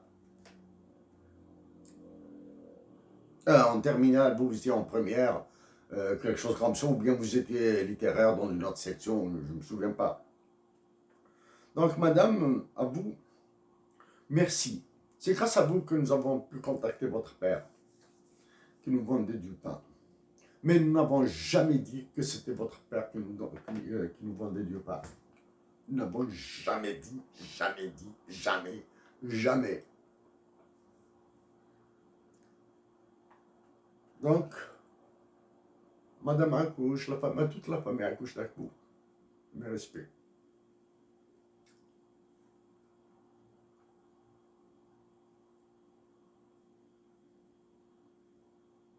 Est-ce que nous avons été balancés? Oui, nous avons été balancés. Certains ont été balancés à tort.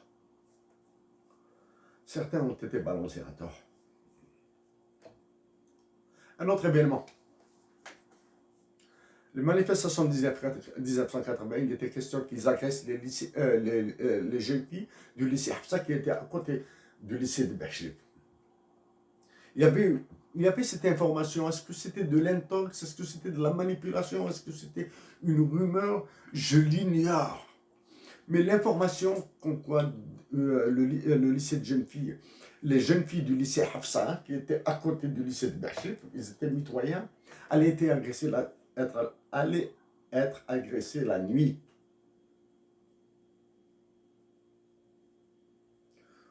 Morad est actuellement, je pense qu'il est en Nouvelle-Zélande ou en Australie, ou j'ignore exactement où est-ce qu'il est. Ça, je l'ai dit à Morad. Morad, il y a quelque chose qui se dessine, il y a quelque chose de dégueulasse qui circule, une information dégueulasse qui circule au sujet des jeunes filles du lycée Hafsa. À l'époque, j'avais deux cousines qui étaient lycéennes là-bas. Il y avait des Boujliliens aussi de mon village qui étaient lycéennes au lycée Hafsa. Il y avait Morad. Il y avait un camarade de lycée de Sidi Aïch. Si mes souvenirs sont bons, je ne me souviens pas, il y avait deux camarades d'Akbou même, qui étaient venus plus d'autres personnes, qui ont circulé autour, qui ont fait le tour du lycée Hafsa la nuit. Je ne me souviens pas de tous ces détails-là, mais les lycéennes, les jeunes filles du lycée Hafsa, nos camarades lycéennes Hafsa, du lycée Hafsa n'ont pas été agressées, ni ce jour ni après. Notre témoignage. Quand certaines informations ont commencé à circuler, entre Akbou, Boujlil, Tazmel, Tiril Ali, Guindouz, Erzal Mpran, formation, donc j'avais un camarade de lycée qui était externe, Karim Amrar. Karim Amrar. Il habitait Tazmalt. Actuellement, Karim est en France. Donc, je l'ai vu, Karim, est-ce que je peux passer la nuit chez toi? Dis-moi, chez vous, à la maison. Chez vous, à Tazmalt, dans la maison de sa famille, de ses parents à Tazmalt. Sans aucun problème. Donc, je vais passer la nuit chez lui. Passer au moins 2 nuits chez lui. Chez Karim.